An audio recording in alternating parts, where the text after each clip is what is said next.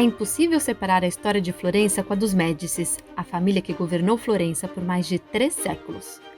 Com uma lenta e gradual ascensão econômica e social, ela passou de agricultores a comerciantes, banqueiros, até se tornarem duques de Florença e, enfim, grão-duques da Toscana. Uma condição conquistada não através de armas, mas principalmente da sua capacidade empreendedora, habilidade e intuição política.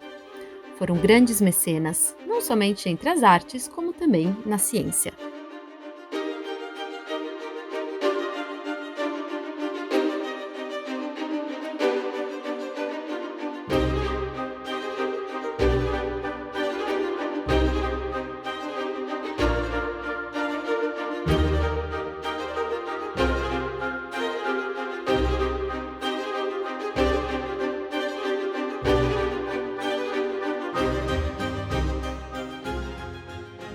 Podemos dividir a história da família Médici em 2 fases.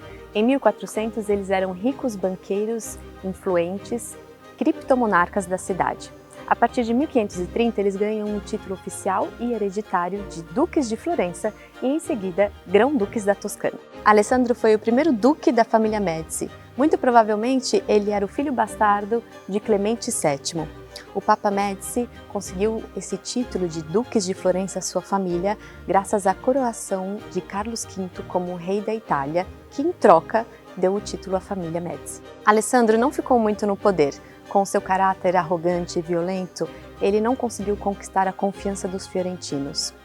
Muito pelo contrário, e acabou sendo assassinado pelo próprio primo Lorenzino em 1537. No lugar de Alessandro entrou o jovem Cosimo. Com seus 17 anos, pensava-se que seria muito fácil manipular esse jovem menino, mas ele logo se mostrou um soberano de pulso, com uma decisão forte quando necessária e com grande senso de justiça. Cosimo e a sua esposa Eleonora foram os primeiros Médicis a ocuparem o Palazzo Vecchio, que até então era chamado de Palazzo della Signoria, a sede da República de Florença, mas que a partir de agora viraria Palazzo Ducale, sede dos duques de Florença.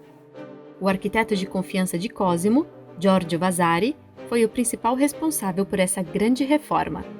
O salão que estamos agora, o famoso Salone dei Cinquecento, talvez seja o mais representativo das suas intervenções no palácio. Quando Cosimo e Eleonora se mudaram para o Palazzo Vecchio, essa sala era muito diferente, com uma decoração muito mais sóbria, pé direito mais baixo e pouca iluminação natural. Vasari elevou o teto de 7 metros, abriu novas janelas e, com a ajuda de outros artistas, realizou as pinturas do teto e paredes. Nas laterais do salão, as batalhas contra Siena e contra Pisa.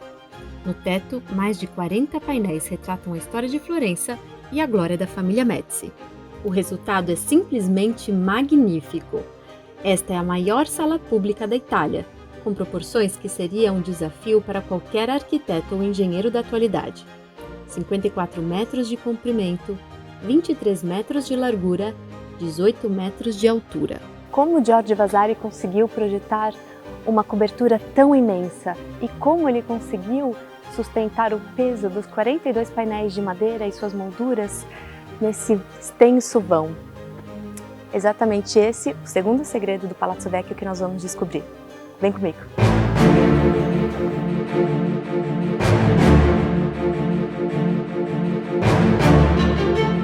Nós estamos agora em cima do teto do Salone dei Cinquecento, observando as pinturas do Giorgio Vasari por cima, a 18 metros de altura, aliás, a muito mais de 18 metros de altura. E é muito interessante, é fascinante pensar que um arquiteto de 1500 pôde projetar uma estrutura dessas dimensões. São 25 treliças de madeira como essas da maquete, que sustentam seja o teto de cima, o telhado, que o teto do Salone dei Cinquecento. Tem uma dupla função. Na verdade, elas são diferentes.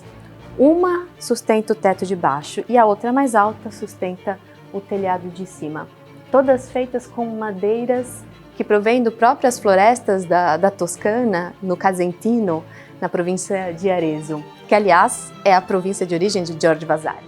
Uma coisa que eu acho muito interessante sobre esse projeto do Giorgio Vasari foi descoberto durante trabalhos de manutenção dessas treliças.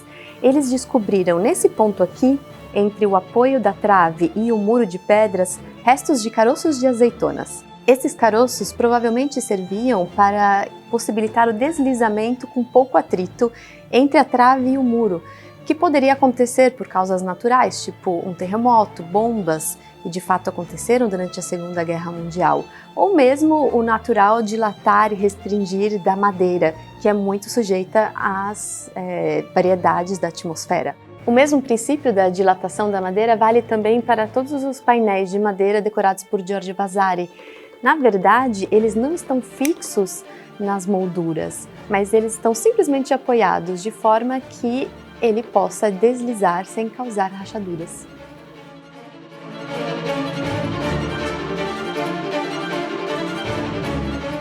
Nossa viagem pelo Palazzo Vecchio continua, mas no próximo episódio.